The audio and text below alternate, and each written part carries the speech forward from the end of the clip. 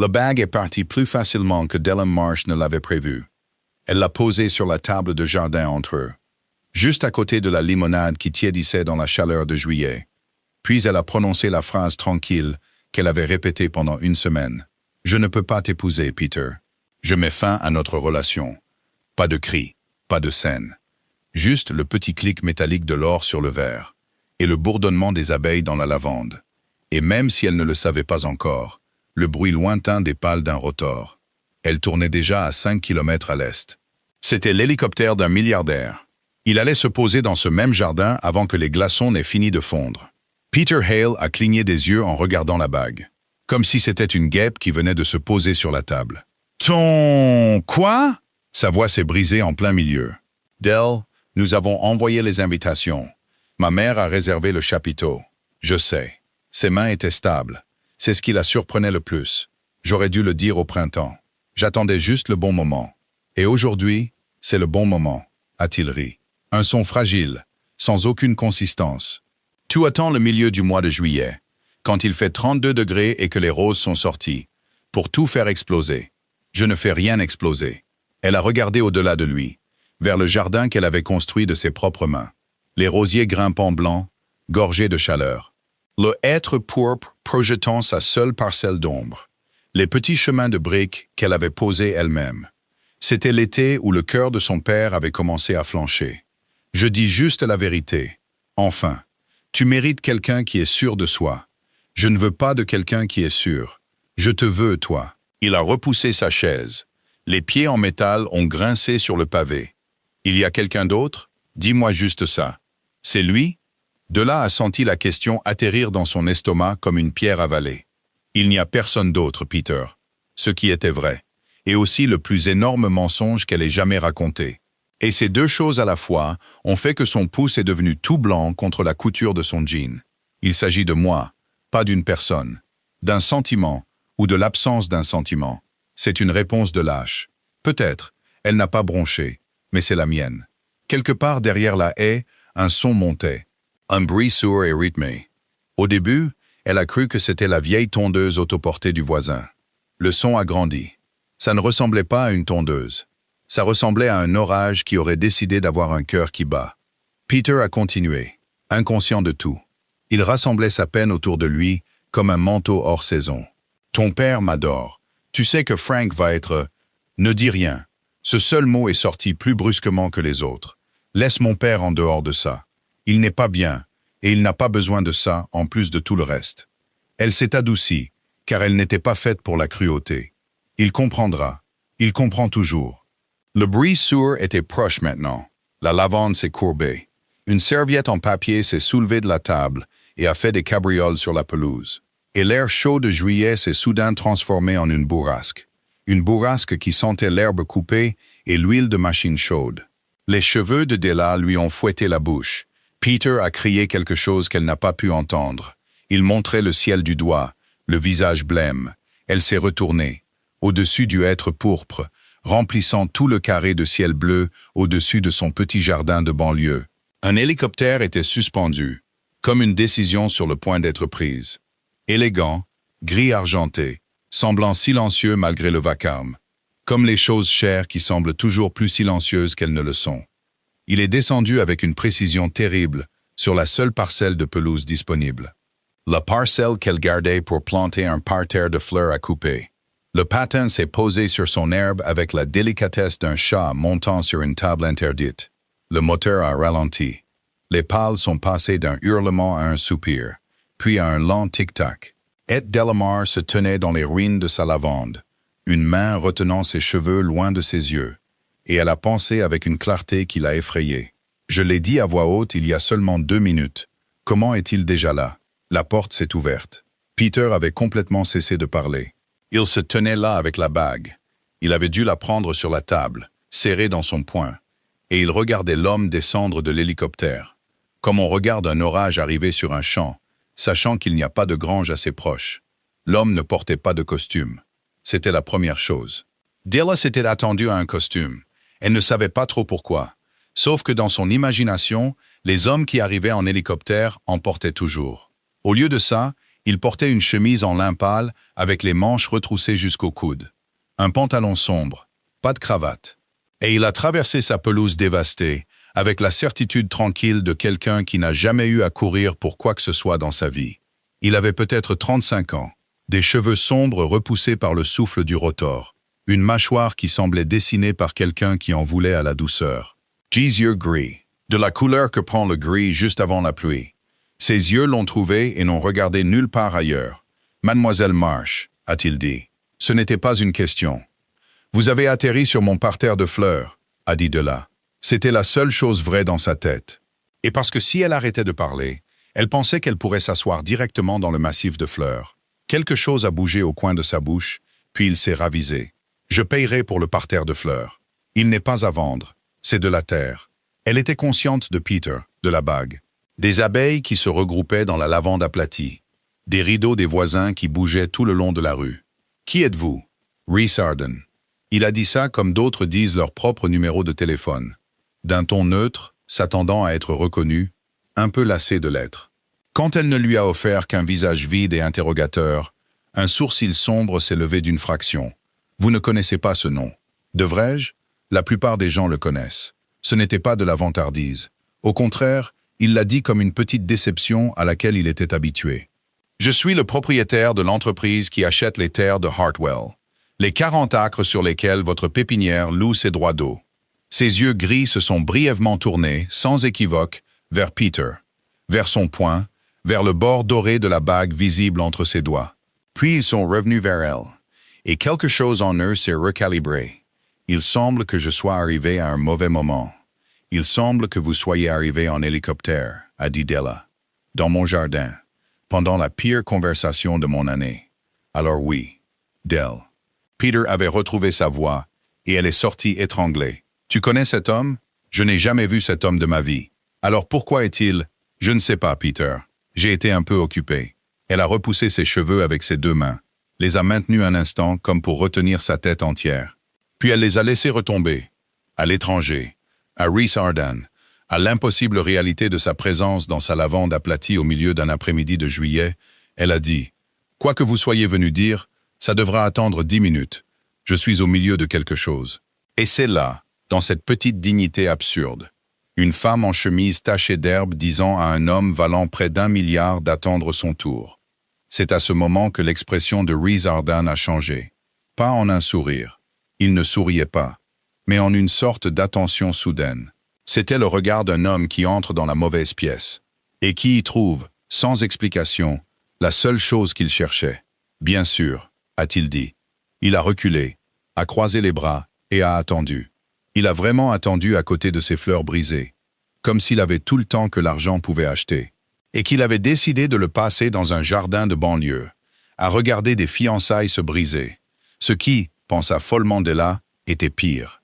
C'était tellement pire que s'il avait été impoli. « Tu ne peux pas être sérieuse », a soufflé Peter. « Je n'ai jamais été aussi sérieuse de ma vie », lui a-t-elle dit. Peter a vidé la bague, et elle ne s'est pas permis de regarder l'homme près de l'hélicoptère, pas une seule fois. Peter a regardé la bague dans son poing. Il a regardé le ciel d'où la machine était venue. Il a regardé Della. Il l'a vraiment regardé, comme il ne l'avait pas fait depuis longtemps, de la façon dont elle avait voulu qu'il la regarde pendant 2 ans. Et maintenant, elle ne ressentait que la perte. Son visage exprima quelque chose de complexe. Puis il se referma. « Garde les roses », a-t-il dit d'une voix pâteuse. « C'est toi qui les as plantées. » Il s'est retourné et a descendu le chemin de briques qu'elle avait posé elle-même. Il a dépassé le hêtre pourpre et est sorti par le portail latéral, et elle a entendu la portière de sa voiture claquer dans l'allée. Le moteur a démarré à la 2e tentative, comme toujours. Et puis il est parti. Et le jardin est devenu très silencieux, sauf pour les abeilles et le dernier lent tic-tac du métal qui refroidissait. Della se tenait dans les décombres. Elle n'a pas pleuré. Elle avait déjà pleuré en avril, seule, à l'évier de la cuisine. Pour un homme qui était gentil, ennuyeux et sûr, et qu'elle avait failli épouser par gratitude, et il ne lui restait plus de larmes pour le bruit de son départ dans l'allée. Ce qu'elle ressentait, debout là, c'était surtout le vide immense d'une chose enfin déposée, après avoir été portée trop longtemps. Il a oublié que la bague devait être rendue, a-t-elle dit à personne. Il l'a emportée avec lui. Il la postera, a dit Rhys Arden derrière elle, ou il la jettera dans une rivière. Les hommes font l'un ou l'autre. Elle s'est retournée. Il n'avait pas bougé, les bras croisés, la chemise en lin flottant doucement dans la dernière brise du rotor. Il la regardait avec cette constance troublante. De près, elle pouvait voir qu'il était fatigué, d'une manière qui n'avait rien à voir avec la journée. Une fatigue jusqu'à l'os, contenue derrière les yeux gris. Une fatigue qu'il portait comme un second costume, plus vieux, sous le premier. « Lequel avez-vous fait » a-t-elle demandé. Elle ne savait pas pourquoi elle posait la question. Un instant, elle a cru qu'il ne répondrait pas.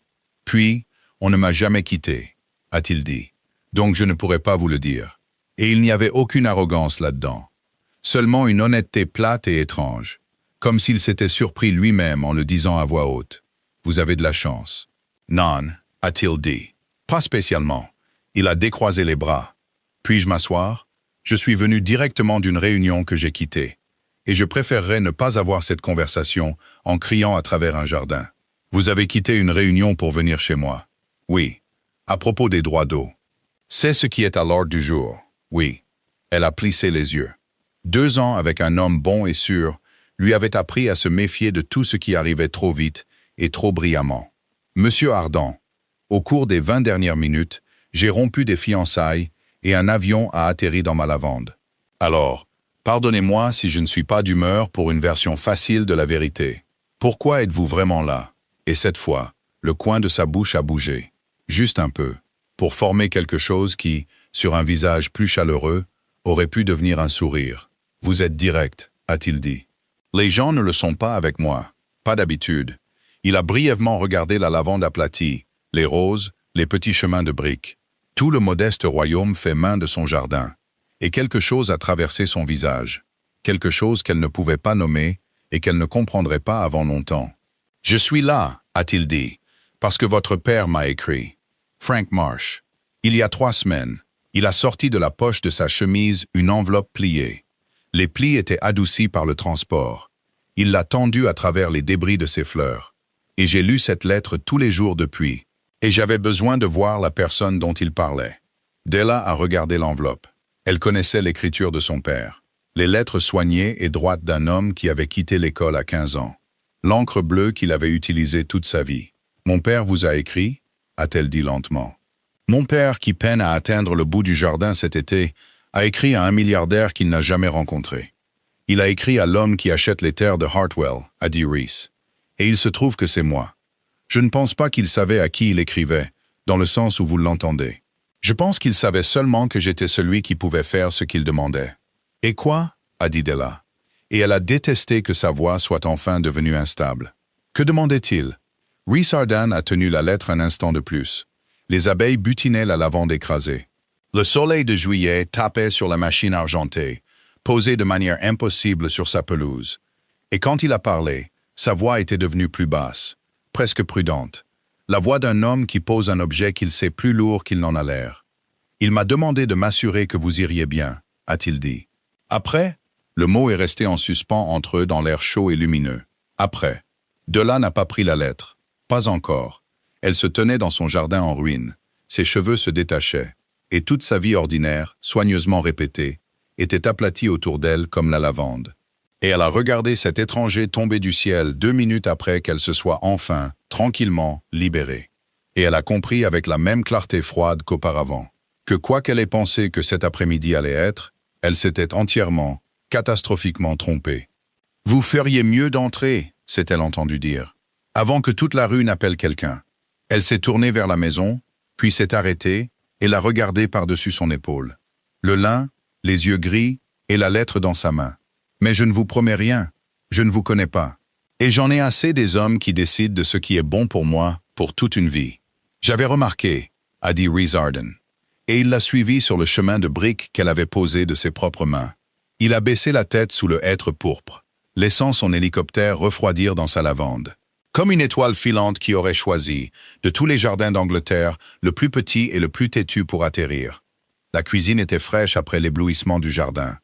Un sol en dalles de pierre, une vieille cuisinière crème. Un pot de confiture rempli de pois de senteur qu'elle avait cueilli ce matin. Il parfumait déjà toute la pièce de rose et de vert. De là a rempli la bouilloire par habitude. C'était ce que sa mère avait fait, et sa grand-mère avant elle. Parce que quand le monde bascule, on met la bouilloire à chauffer. Ses mains, remarqua-t-elle, avaient enfin commencé à trembler. Maintenant qu'il n'y avait personne pour les voir, à part un homme qu'elle n'avait jamais rencontré. « Vous le prenez comment » a-t-elle demandé sans se retourner. « Comme il vient. » Une pause, puis, d'un ton sec depuis le seuil. « J'emploie 4 personnes pour savoir comment je prends mon thé. Je n'ai jamais été dans la pièce quand il le préparait. » Elle a failli rire. Elle s'est retenue à temps. « C'est la chose la plus triste que j'ai entendue de toute la semaine. Et j'ai rompu des fiançailles il y a 40 minutes. J'ai un talent, a-t-il dit, pour plomber l'ambiance. Il ne s'est pas assis. Il est resté juste à l'entrée, la lettre toujours à la main. Il remplissait la petite cuisine comme l'hélicoptère remplissait le jardin. Trop de présence pour l'espace.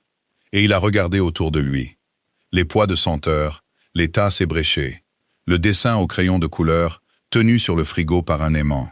Et quelque chose en lui a semblé se détendre d'un demi-degré, comme s'il était entré dans une chaleur qu'il ne savait pas au menu. C'est à qui? Il a hoché la tête vers le dessin. Un soleil de travers, une maison, 3 bonshommes allumettes. Ma nièce, Bee. Elle a 6 ans. Elle pense que je vis dans un cottage de conte de fées. Della a posé 2 tasses plus fort qu'elle ne le voulait. Asseyez-vous, monsieur Ardent. Vous rendez la cuisine nerveuse. Il s'est assis. La chaise de Peter il y a 1 heure, la chaise de son père pendant 30 ans avant ça, l'a accueilli sans se plaindre. Et il a posé la lettre sur la table en pain brossé entre eux. Exactement là où la bague avait été. Exactement là où tout dans sa vie semblait atterrir aujourd'hui. Lisez-la, a-t-il dit. Ensuite, demandez-moi n'importe quoi. Je répondrai franchement. Je n'ai pas là. Il s'est arrêté, cherchant ses mots. C'était la première fois qu'elle le voyait chercher un mot et ne pas le trouver. J'ai passé beaucoup de temps à être ménagé, a-t-il finalement dit. Par des gens, des conseils d'administration. Je n'ai plus la patience de ménager qui que ce soit moi-même. Alors je ne le ferai pas. Vous aurez la vérité brute, et vous regretterez probablement de l'avoir eue. Della s'est assise en face de lui. La bouilloire a commencé à chanter très doucement. Elle a regardé l'enveloppe avec l'écriture soignée et bleue de son père sur le devant. Pas le nom de son père, mais celui d'une entreprise, d'un étranger. Un bureau à 3 comtés de là. Et elle a pensé à Frank Marsh. Assis à son bureau dans le salon, dans la lumière déclinante d'un soir, il y a 3 semaines.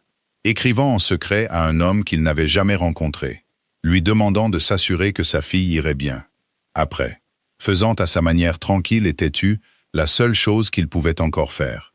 Ed Della Marsh, qui cet après-midi avait déposé la bague d'un homme et regardé l'avion d'un autre homme aplatir ses fleurs, a tendu la main sur la table en pain, une main qui avait enfin cessé de trembler. Et elle a pris la lettre de son père et a commencé à lire. Dehors, dans les débris de la lavande, la dernière chaleur de juillet miroitait sur la peau argentée de la machine. Les abeilles sont revenues au travail. Et quelque part, à 3 comtés de là, dans une salle de réunion que Rhys Arden avait quittée 1 heure plus tôt, 4 téléphones commençaient déjà à sonner. Parce qu'un homme comme ça ne disparaît pas dans un jardin de banlieue sans que beaucoup de gens aient un besoin très urgent de savoir pourquoi. Mais c'était à 3 comtés de là, ici, dans la cuisine fraîche, avec les pois de senteur et la bouilloire qui chantait, il n'y avait qu'une lettre et un étranger. Et une femme qui lisait l'écriture de son père, les lèvres serrées. Et la certitude grandissante, page après page, ligne après ligne soignée, que la vie qu'elle avait aplatie cet après-midi n'était pas du tout terminée. Elle venait seulement, terriblement, de commencer. La lettre de son père n'était pas longue. Frank n'avait jamais été un homme de grand discours. Il disait les choses importantes une fois, clairement, et les laissait telles quelles. Elle l'a lu 2 fois. Puis elle l'a posé sur le pain et a mis ses 2 mains à plat sur la table, de chaque côté, comme pour l'empêcher de s'envoler. Et elle a fixé le vide pendant si longtemps que la bouilloire s'est mise à bouillir complètement et s'est éteinte. Et aucun d'eux n'a bougé pour s'en occuper. Il dit ici, a-t-elle dit enfin, et sa voix était très égale, l'égalité dangereuse de l'eau juste avant qu'elle ne déborde, qu'il a mis la pépinière en garantie pour un prêt.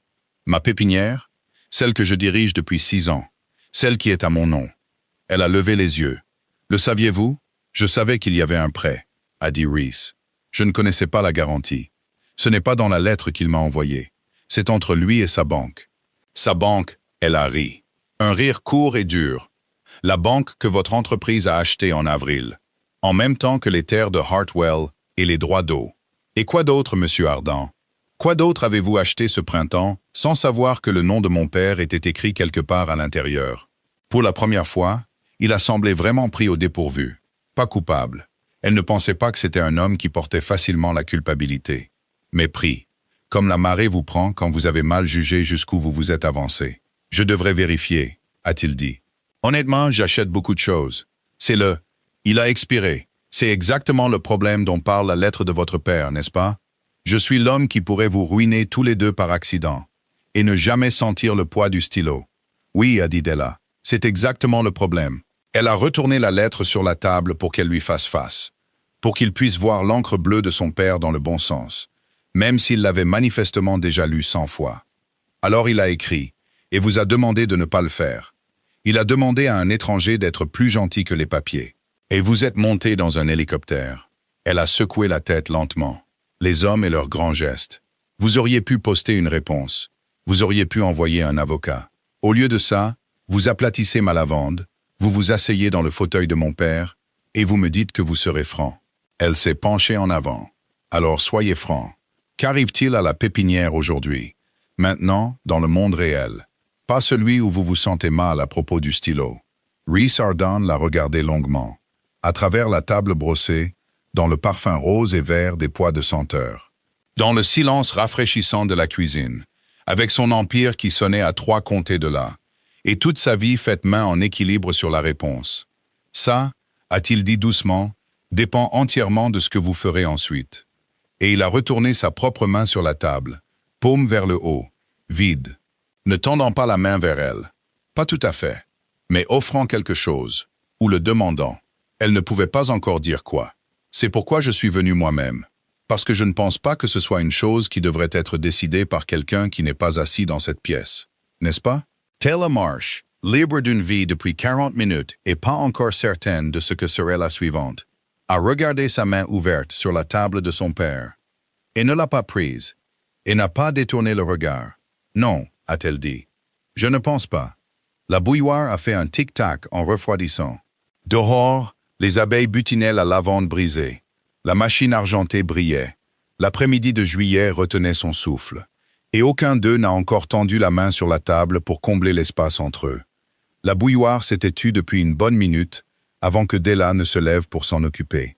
Et seulement parce que bouger semblait plus sûr que de rester assise avec sa main ouverte entre eux. Elle a réchauffé la théière, a versé, et a posé une tasse devant lui sans redemander comment il le prenait.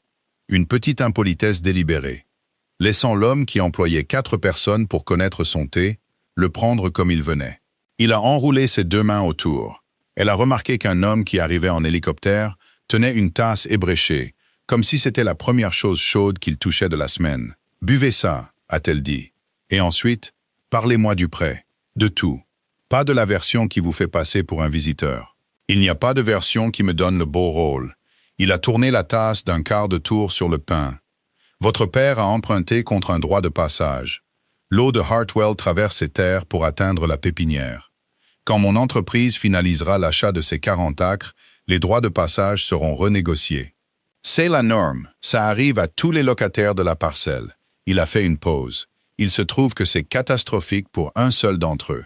Donc, pour vous, les pois de senteur ont exhalé leur parfum rose et vert dans l'espace entre les mots. Quelque part dans l'allée, la sonnette d'un vélo d'enfant a retenti 2 fois, ordinaire comme le temps qu'il fait. Et Della a pensé à quel point c'était étrange que la rue continue d'être la rue alors que tout son sol basculait. Donc l'eau avec laquelle j'ai arrosé 6 ans de semis, a-t-elle dit lentement, vous appartient, depuis avril. Le droit de vous la facturer m'appartient. L'eau appartient au ciel. Un muscle a bougé sur sa mâchoire. C'était censé être plus léger que ça n'a atterri. Je n'ai plus l'habitude. Vous n'avez plus l'habitude de beaucoup de choses, je pense. Elle s'est assise. Continuez. Il a continué.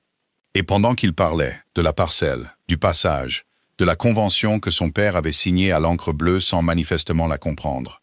Une chose s'est produite que Della n'avait pas prévue, et dont elle s'est méfiée immédiatement. Elle a commencé, faiblement, contre sa volonté, à le croire. Pas à l'apprécier. La croyance et l'appréciation étaient 2 choses différentes, disait toujours son père. Et seul un imbécile laissait l'une mener l'autre en laisse. Mais l'honnêteté brute, sans ménagement, la façon dont il lui offrait les pires faits en premier, comme pour les écarter avant de pouvoir faire confiance aux bons. C'était le contraire de 2 ans de gentillesse prudente de Peter, et elle détestait la façon dont son cœur fatigué penchait vers ça. « Mais pourquoi la lettre alors ?» a-t-elle dit. « Pourquoi mon père a-t-il écrit à l'acheteur? C'est un homme fier. Il préférerait porter toute la pépinière sur son dos plutôt que de demander un sursis à un étranger. » Reese est resté silencieux un moment, parce qu'il n'est plus capable de la porter. N'est-ce pas? Ce n'était pas une question. Il avait lu la lettre tous les jours. Il savait. « Non, » a dit Della. Sa voix ne s'est pas brisée, mais elle s'est amincie, comme la glace s'amincit au-dessus d'un courant. Il ne l'est plus. Je suis désolé. Ne dites rien. Elle l'a dit de la même manière qu'elle l'avait dit à Peter dans le jardin. Le ne dites rien, sec qui fermait une porte. Vous n'avez pas le droit d'être désolé pour mon père. Vous ne l'avez jamais rencontré. Vous avez rencontré son écriture il y a 3 semaines. Elle s'est relevée, agitée, et est allée à la fenêtre au-dessus de l'évier. Au-delà de la vitre, sa lavande aplatie gisait dans la chaleur, avec la machine argentée posée dedans comme une insulte. Il dort maintenant. À l'étage, il dort la plupart de l'après-midi ces jours-ci. Il voudra son thé à 4 heures, et il demandera si les haricots donnent. Et je lui dirai oui, même quand ce n'est pas le cas. Elle a pressé son pouce contre le bord froid de l'évier. Il ne sait pas que j'ai rompu avec Peter. Il ne sait pas que vous êtes là. Il pense que Dieu lui vienne en aide. Il pense qu'il a tout arrangé.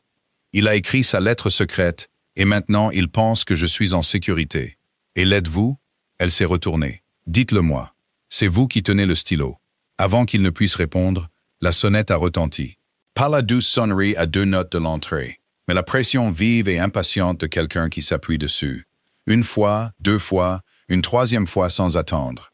Puis un point, puis une voix à travers la boîte aux lettres, vive et chère, et entièrement certaine de son accueil.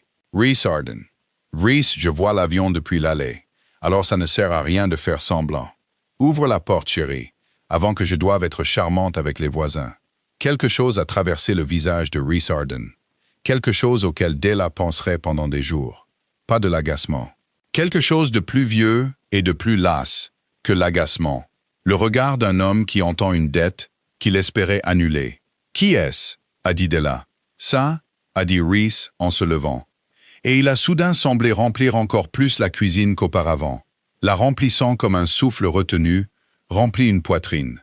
C'est la personne pour qui j'ai quitté la réunion. J'espérais avoir plus d'avance. Il l'a regardé, et pour la première fois, il y avait quelque chose qui ressemblait presque à des excuses dans son regard. Son nom est Vivian Ashcroft. Elle dirige les acquisitions, et elle va être extrêmement gracieuse avec vous. Et vous aurez envie de vérifier vos poches en partant. Della a ouvert la porte. La femme sur le seuil avait peut-être 50 ans, et elle était habillée pour un mois de juillet qui coûtait plus cher que celui de Della. De la soie crème qui n'osait pas se froisser. Des lunettes de soleil relevées dans une chevelure blond argentée. Une fine tablette tenue contre ses côtes comme un passeport. Elle a examiné la chemise tachée d'herbe de Della, ses pieds nus sur les dalles, les pois de senteur. Tout le petit royaume chaleureux de la cuisine derrière. D'un seul regard descendant puis ascendant, qui a réussi à tout évaluer et à ne rien pardonner. « Vous devez être la fille » a dit Vivien chaleureusement, en entrant déjà. « Della, c'est ça? Quelle trouvaille! Cet endroit est si authentique. Reese, tu n'as pas dit que c'était un toit de chaume. Oh, ça ne l'est pas. Mais on en a l'impression, n'est-ce pas? Elle était à l'intérieur maintenant, dépassant Della. Glissante vers la table où la lettre gisait toujours, face visible, avec l'écriture bleue de Frank. Ses yeux l'ont effleurée, ne se sont pas arrêtés dessus, se sont arrêtés délibérément juste après. C'est ainsi que Della a su qu'elle avait lu chaque mot. Je m'excuse pour le drame de l'arrivée. Il fait ça. Il s'envole en pleine phrase comme un garçon qui a entendu le camion de glace. Nous avions 11 personnes dans cette salle, chérie, et les avocats de Karian en visioconférence depuis Singapour. Ils attendront, a dit Reese. Ils factureront, a dit Vivien. Et elle a souri à Della, comme si elle le partageait. Comme si Della avait été enrôlée dans la grande et fatigante plaisanterie de la gestion de cet homme difficile. Vous nous surprenez en plein désarroi. Laissez-moi être utile, puisque je me suis incrusté. Della, puis-je? Elle avait déjà tiré une chaise. La chaise de Frank. Elle s'y est assise. La situation avec la petite pépinière de votre père. Je crois que Reese vous a adouci la pilule. Il est terriblement tendre en dessous, même si on me fusillerait pour le dire. Voici la version non adoucie. Parce que je pense que vous avez l'air d'une femme qui préfère la voir. C'est le cas, a dit Della, et elle n'est pas restée assise. La convention est transférée à la finalisation. La finalisation est vendredi dans 2 semaines. À cette date, les frais de passage pour votre eau passent d'un loyer symbolique que votre père paye depuis 30 ans à un tarif commercial. Parce que c'est ainsi que la parcelle est maintenant zonée. Et il n'y a aucun mécanisme. Aucun. Chérie, j'ai cherché. C'est mon travail de chercher. Par lequel un locataire est exempté sans exempter les 40 autres. Ce qui ne peut être fait, car toute la valeur du terrain réside dans l'eau. Elle a croisé les mains. Ses bagues étaient très belles et très discrètes. À un tarif commercial, votre pépinière ne peut pas fonctionner. Je suis désolé. C'est de l'arithmétique, pas de la méchanceté. Quoi qu'il vous ait dit, un gracieux mouvement de tête vers Reese. Le stylo n'a pas de sentiment. Seul l'homme qui le tient en a. Et il n'est pas autorisé à signer avec eux. La cuisine était très silencieuse. Les poids de senteur, le chant de la bouilloire éteint, la sonnette de l'enfant dans l'allée depuis longtemps effacée. « Vous êtes venu ici, » a dit Della lentement, « pour vous assurer que j'entendais ça de vous et non de lui. » Le sourire de Vivien n'a pas faibli, ce qui était en soi une réponse. « Je suis venu ici parce que 11 personnes à Singapour ont besoin de lui. Et parce que j'ai vu cet homme conclure 3 marchés et perdre la tête pour le décor. Le mot a atterri avec une délicatesse qui l'a rendu pire. Et je lui manquerai de respect, ainsi qu'aux 400 personnes dont les emplois dépendent de cette acquisition. Si je laissais un parterre de lavande et un joli visage leur coûter la parcelle, ce n'est pas méchant. C'est la seule gentillesse dans la pièce. En fait, quelqu'un doit maintenir les lumières allumées pendant qu'il a ses états d'âme. Vivien. La voix de Reese était devenue basse, très égale. Ça suffit. Ce n'est jamais assez, chérie. C'est tout le problème. Mais elle s'est levée, lissant la soie crème, et a tourné toute la chaleur de son attention vers Della, comme une lampe qu'on pivote. Vous semblez être une fille sensée. Les filles sensées comprennent qu'un hélicoptère n'est pas une demande en mariage. C'est un homme qui évite un appel téléphonique difficile. Ne construisez rien sur l'endroit où il a atterri. Elle a posé une carte sur le pin à côté de la lettre, pas dessus. Encore une fois, ce pouce chirurgical de distance. Et elle s'est dirigée vers la porte. La finalisation est vendredi dans 2 semaines. Si votre père veut vendre le stock de la pépinière, avant plutôt qu'après, mon bureau peut trouver un acheteur à un prix décent. Cette offre est réelle, et elle est généreuse. Et elle expire en même temps que la convention. Reese, la voiture est en haut de l'allée, puisqu'apparemment nous ne volons pas tous. Et elle est partie dans l'éblouissement de juillet, son parfum flottant derrière elle. Quelque chose de froid, de vert et de coûteux, qui a fait paraître les honnêtes poids de senteur soudainement petits. Pendant un moment, aucun d'eux n'a parlé. De là à regarder la carte sur la table. Elle ne l'a pas prise. Elle n'a pas tort, a dit Reese doucement. À propos de l'arithmétique, chaque mot de cela était vrai. Je sais, a dit Della. C'est ce qui m'a fait peur chez elle. Peter mentait pour être gentil. Elle dit la vérité pour être cruelle. Je ne sais pas auquel je fais le moins confiance. Elle s'est finalement assise parce que ses jambes l'avaient décidé pour elle. Elle a mis sa tête dans ses mains un instant, puis l'a relevée. 400 personnes. Est-ce que c'est vrai aussi? C'est vrai. Donc, si vous êtes tendre avec moi, vous êtes dur avec eux. C'est comme ça. C'est comme ça. Il ne s'était pas rassis. Il se tenait près de la table, regardant la lettre, la carte à côté. Les 2 morceaux de papier qui, à eux deux, contenaient tout son avenir. Et quelque chose travaillait derrière ses yeux gris qu'elle ne pouvait pas lire. Elle est avec moi depuis 11 ans. Elle avait raison pour les 2 derniers marchés que j'ai failli saboter. C'est pour ça qu'elle me fait peur. Il a levé les yeux. Je n'ai pas le luxe de penser qu'elle est la méchante, Della. Elle est généralement la raison pour laquelle j'ai encore une entreprise avec laquelle être tendre. Comme c'est rassurant pour vous. Della s'est levée, a traversé jusqu'à la fenêtre et a regardé les ruines de sa lavande. Vendredi dans 2 semaines. C'est le 15. C'est le jour du rendez-vous de mon père. Le grand, le spécialiste. Celui que nous attendons depuis 4 mois. Elle a ri, un son rauque et éraillé. Bien sûr. Bien sûr que la finalisation est ce jour-là. L'univers adore les coïncidences. Je ne le savais pas.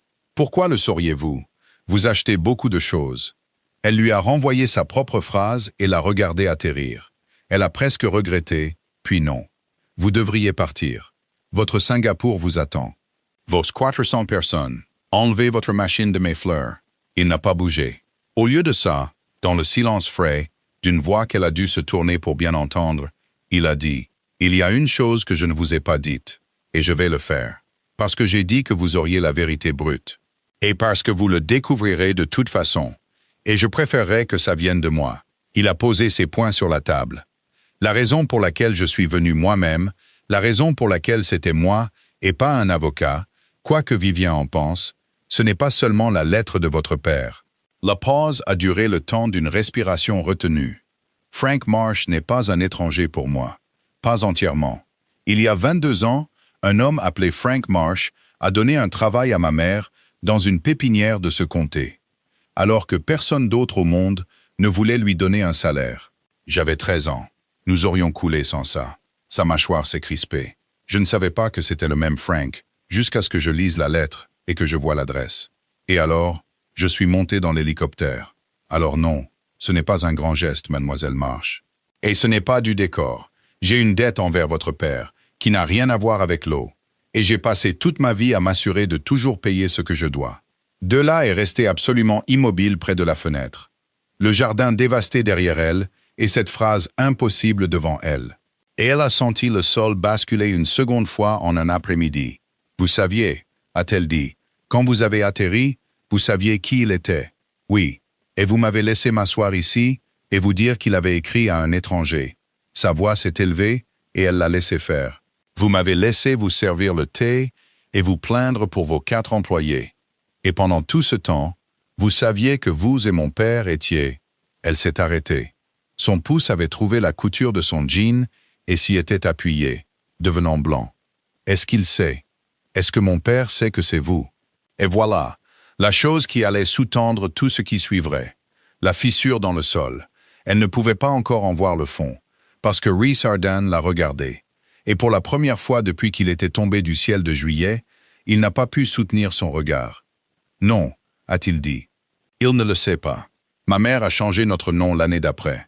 Ardan était le sien avant. Il a écrit à une entreprise.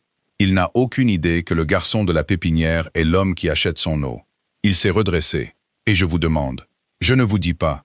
Je vous demande de ne pas être celle qui le dit. Pas encore. Pas avant le 15. Pourquoi diable? Parce que si Frank Marsh sait que je lui dois quelque chose, a dit Rhys, très bas, il n'acceptera rien de moi. Vous l'avez dit vous-même. Il préférerait porter toute la pépinière sur son dos. Un homme fier n'accepte pas d'être sauvé d'une dette. Il la déchire pour rester quitte. Et dans son état, le mot était prudent, voilé, doux. Il ne peut pas se permettre cette fierté. Donc, j'ai besoin qu'il pense que c'est de l'arithmétique. J'ai besoin qu'il pense que je suis le stylo froid de Vivien. Parce que c'est la seule version de moi qu'il laissera s'approcher de vous deux. Il a pris son propre... Non, il n'a rien pris. Ses mains sont restées vides à ses côtés.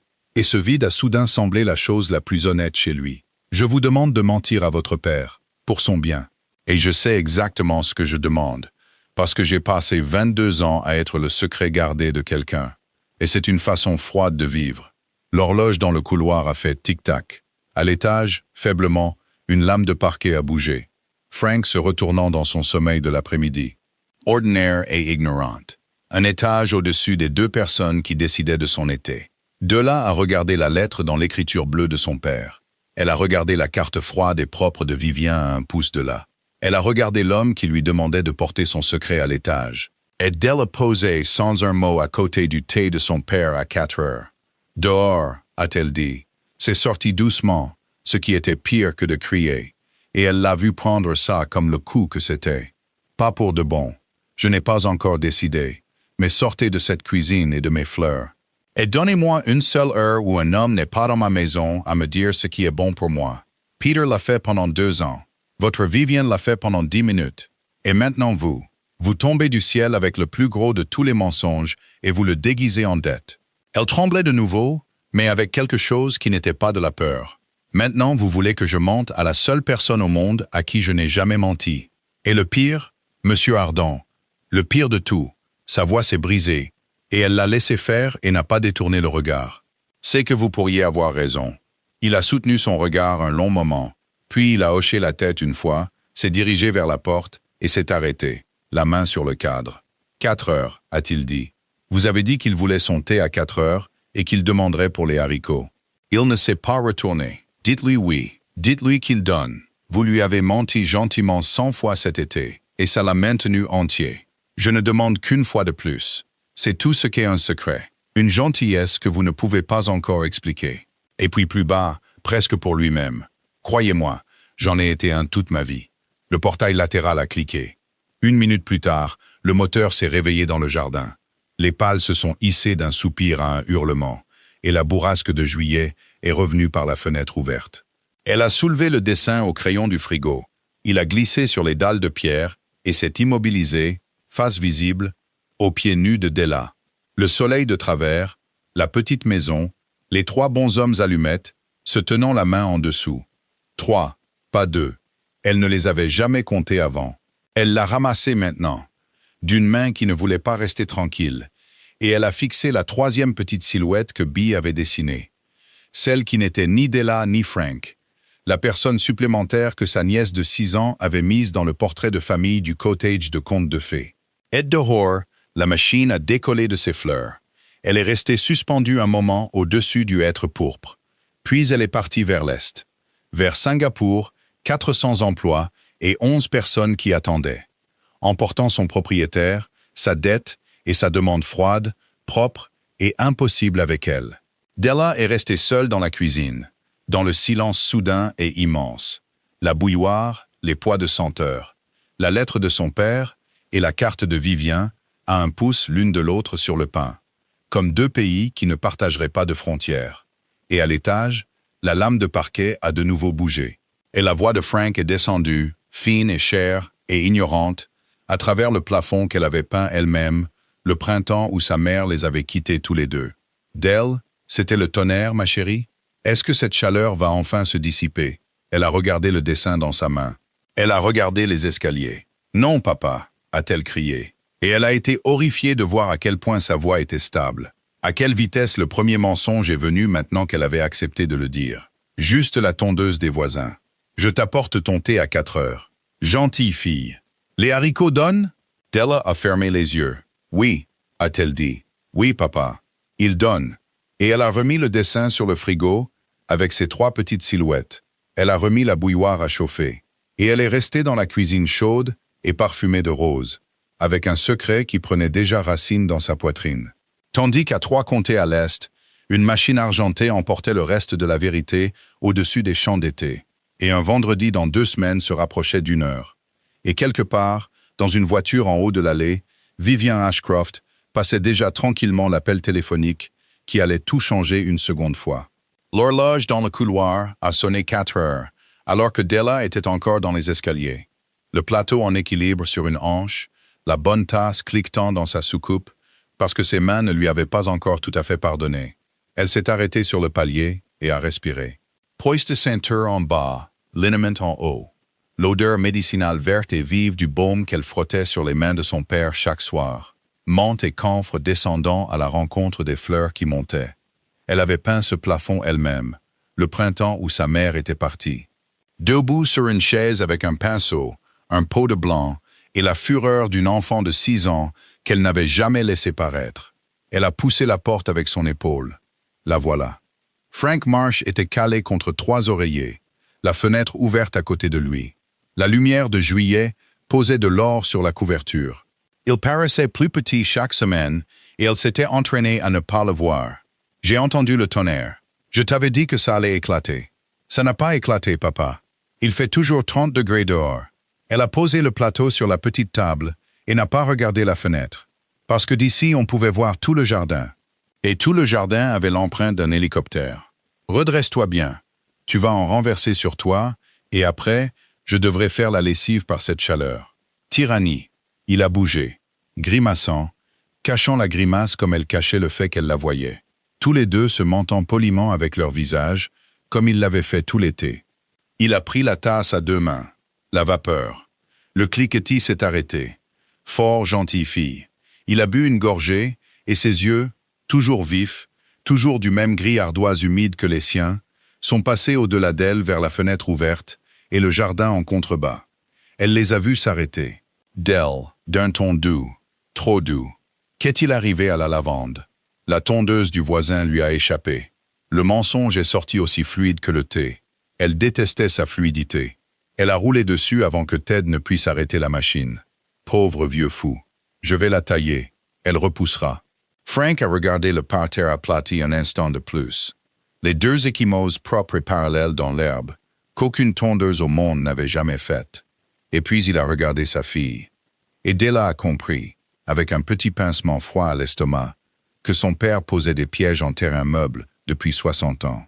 Et qu'il savait exactement ce qu'était une trace de patin. Mais il a seulement dit « Dommage, les abeilles l'adoraient » et il a bu son thé. Et il l'a laissé garder son mensonge, ce qui était en quelque sorte pire que d'être pris en flagrant délit. « Les haricots donnent » a-t-il demandé. « Ils donnent à merveille. Et les charlottes, tu as déjà ramassé les charlottes? Elles vont se faire manger par les limaces si tu les laisses. Je les ramasse cette semaine. » Un autre mensonge. Il venait si facilement maintenant. Il y a 2 heures, elle n'avait jamais menti à cet homme de sa vie. Et maintenant, il s'empilait comme du bois de corde. Bois ton thé. Tu as un rendez-vous pour lequel tu dois être fort. Le 15. Il a dit la date comme on manipulerait quelque chose de fragile. 4 mois que nous attendons. Ta mère disait toujours que je survivrais au système de santé national par pure obstination. Un rire sec qui s'est transformé en une toux qu'il a essayé d'avaler. Et elle s'est levée d'un bond avec l'eau, mais il l'a repoussée de la main, souffle par souffle, jusqu'à ce que ça passe. Je vais bien. Assieds-toi. Tu tournes en rond comme ta grand-mère. Il a tapoté la couverture. Où est Peter alors? Je pensais qu'il venait dimanche pour parler du chapiteau.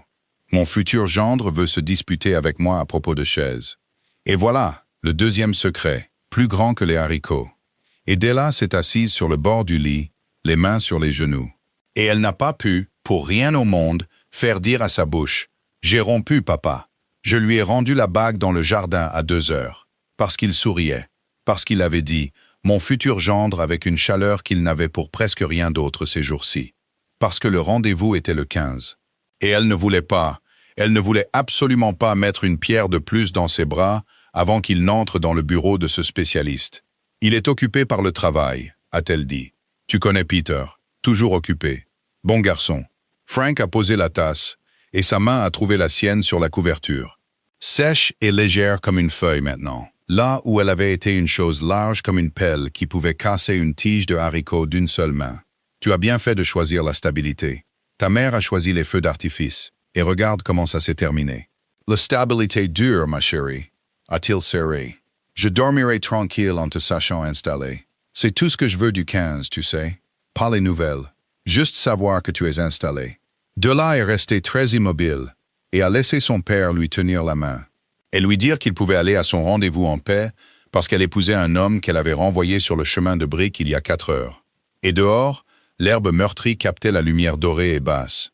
Et elle a pensé, j'ai fait 3 mensonges avant l'heure du thé, et le plus grand est que je le protège.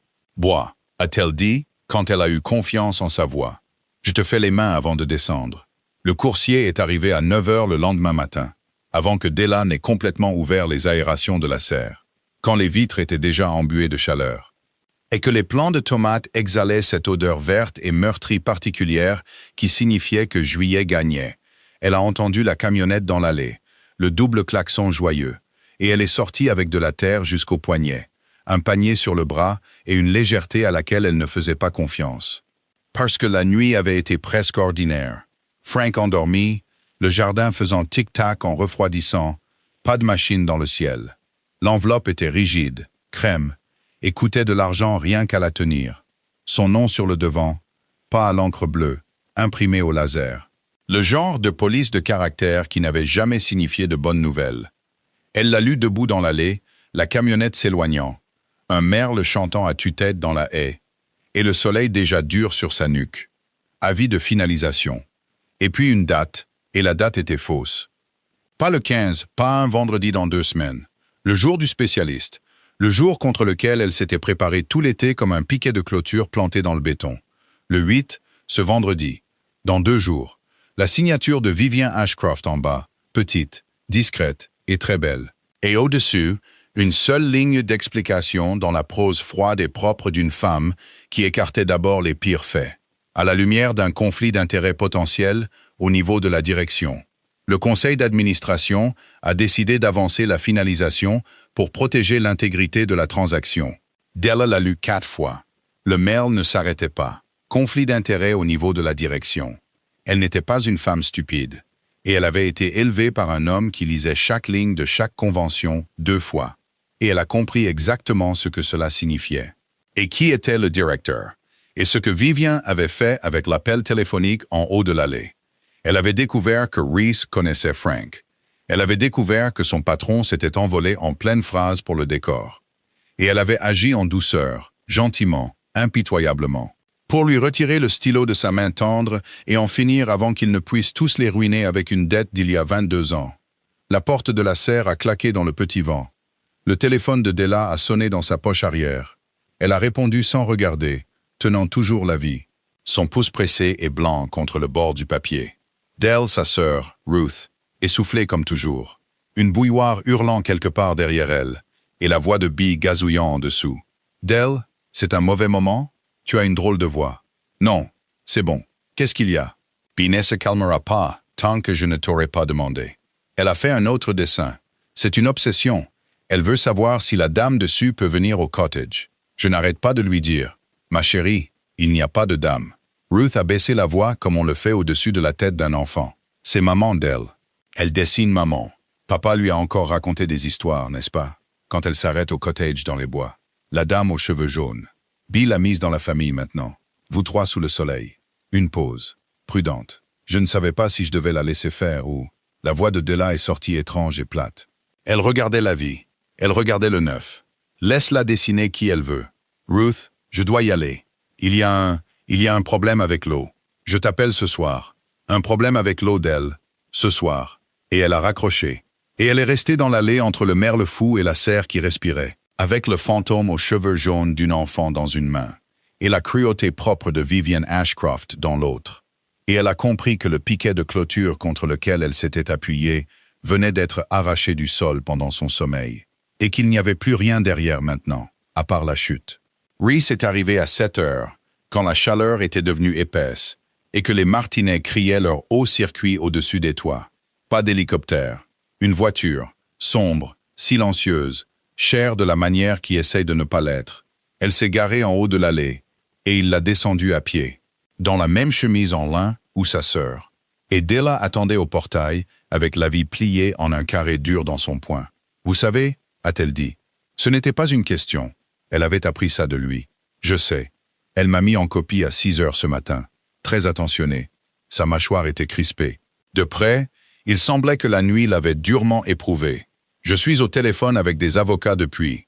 Je suis venu dès que j'ai eu quelque chose de valable à dire au lieu de bruit. Et en avez-vous? Quelque chose de valable à dire? Pas encore. Honnêteté brute, la chose qui l'a désarmé à chaque fois. Mais je ne réfléchis pas bien en voiture. Laissez-moi entrer dans le jardin, Della. Laissez-moi mettre les mains dans quelque chose. Je réfléchis mieux avec mes mains, et on ne m'a pas laissé approcher de la terre depuis 15 ans. C'était une demande si étrange qu'elle a ouvert le portail. Ils ont travaillé le parterre de lavande aplati, alors que la lumière devenait longue et ambrée, parce que c'était la seule chose honnête à faire avec un parterre et une soirée en ruine. Elle coupait les tiges écrasées à ras. Lui, à genoux dans son bon pantalon, soulevant les tiges cassées et les empilant. Maladroit au début, puis plus. Un vieux rythme remontant à travers ses mains. D'une enfance qu'il avait passé 22 ans à fuir. La lavande meurtrie a libéré son huile sous leurs doigts. Vive, propre et gris-violet.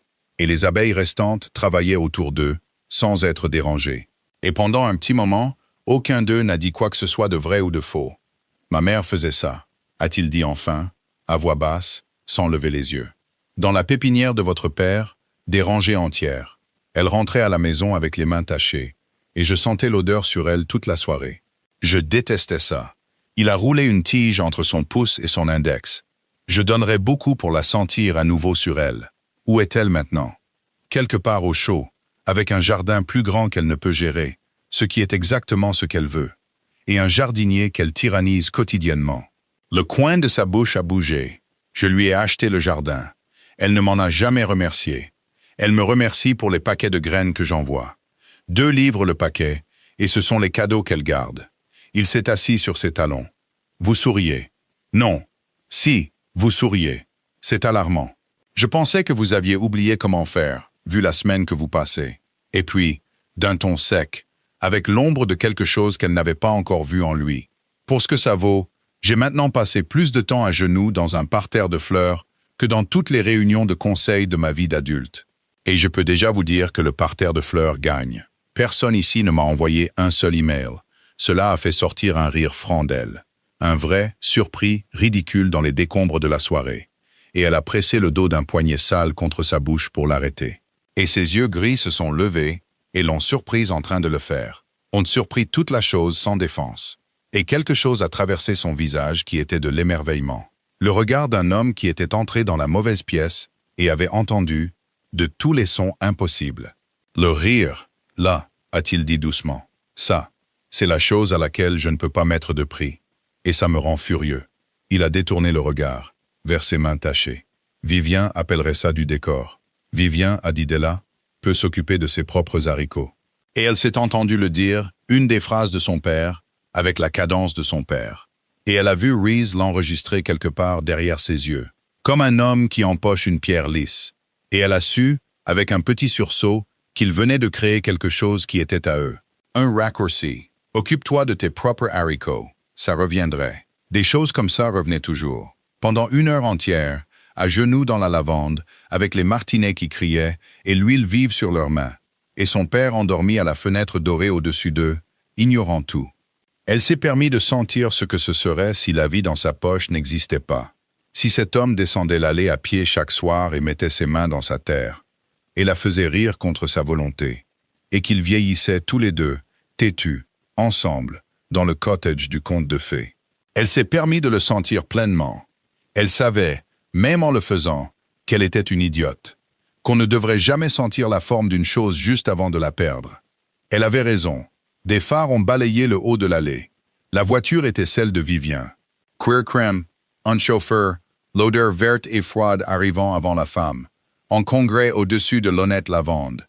Elle a descendu le chemin de briques avec des talons qui n'avaient rien à faire sur les briques inégales de Della, et elle a fait s'excuser les briques quand même. Et elle a saisi le tableau, le milliardaire à genoux dans la terre, la fille de la pépinière à côté de lui, la lumière s'adoucissant sur eux deux, d'un seul regard qui a évalué le tout et l'a marqué comme un passif. « Eh bien, a-t-elle dit, n'est-ce pas pastoral ?» Elle n'a pas élevé la voix. Elle n'en avait jamais besoin. « Reese, debout. Nous avons un problème, et ce n'est pas celui dans lequel tu es à genoux. » Reese s'est levé lentement, et Della l'a regardé changer en se levant, a regardé la chose douce du soir s'éteindre en lui, et l'autre homme apparaître, celui qui possédait des entreprises. Le granit fatigué se réinstallant sur les yeux gris. « Je t'ai dit que je m'occuperais de la finalisation. Tu ne peux pas t'en occuper. C'est un peu le but de ce que j'ai fait. » Le sourire de Vivien s'est tourné, chaleureux comme une lampe, vers Della. Il ne vous l'a pas dit. Bien sûr que non. Della, le conseil n'a pas avancé la finalisation pour être cruel. Ils l'ont fait parce que votre monsieur Ardent ici a un conflit documenté. Et les conflits documentés, quand une acquisition de 400 emplois est en jeu, sont signalés au régulateur. J'ai fait vérifier l'historique de la pépinière, l'heure où il s'est envolé en pleine phrase. Marion Cole, un garçon, un nom de famille changé l'année d'après. Ce n'était pas difficile à trouver. Et un directeur qui achète les droits d'eau à un homme envers qui sa propre famille a une dette personnelle. Et qui ensuite se rend en avion chez cet homme 2 fois en 1 semaine. Elle a laissé la phrase en suspens, délicate comme une araignée sur un fil. C'est un directeur dont tout le marché peut être défait par quiconque le souhaite. J'ai avancé la finalisation pour fermer la fenêtre avant que quelqu'un ne passe à travers. Je l'ai protégé de lui-même, encore une fois. Quelqu'un. La voix de Della était devenue très calme. Qui? Quelqu'un qui veut le défaire. Et le sourire de Vivien a fait ce qu'il avait fait dans la cuisine. Il n'a pas faibli, ce qui était la réponse. Et elle a dit, doucement, si doucement, votre jeune homme. Celle-là dont vous avez rendu la bague dans ce jardin mardi. Devant un témoin arrivé en hélicoptère. Peter, c'est ça? Peter est venu à mon bureau hier après-midi. Très contrarié, très bavard. Il avait compris qui était Reese. Les hommes font ça quand ils sont blessés, qu'ils ont du temps et un nom à chercher. Il voulait savoir ce qu'un milliardaire faisait en atterrissant dans le jardin de sa fiancée à l'heure exacte où elle rompait. Elle a ajusté la tablette contre ses côtes. Je l'ai calmé. Je le fais toujours. Mais il connaît la situation maintenant, Della. Et un homme éconduit qui connaît la situation est l'objet le moins stable dans toute transaction. Alors vous me pardonnerez si je ferme la fenêtre rapidement. L'huile de lavande était encore vive sur les mains de Della. Les martinets s'étaient tus. Quelque part au-dessus d'eux, une lumière s'était allumée à la fenêtre de Frank sans qu'aucun d'eux ne le remarque. Un carré jaune chaud dans le crépuscule bleu. « Vous êtes allé voir Peter », a dit Della à Vivian. Puis elle s'est tournée lentement vers Reese. « Saviez-vous qu'elle était allée voir Peter ?»« Non. » Sa voix était rauque. « Je ne savais pas que Peter était allé la voir. Mais vous saviez que Peter avait compris. » Elle a regardé son visage et l'a vu. A vu le vacillement, la chose qu'il portait depuis son arrivée ce soir, et qu'il avait mis ses mains douces dans sa terre, et l'avait fait rire au lieu de le dire. Vous saviez. C'est ce que vous êtes venu me dire. Et puis vous vous êtes agenouillé dans la lavande à la place. Je suis venu trouver les mots pour le dire, a dit Reese. Et puis vous avez ri. Et il s'est arrêté. Il n'a pas fini.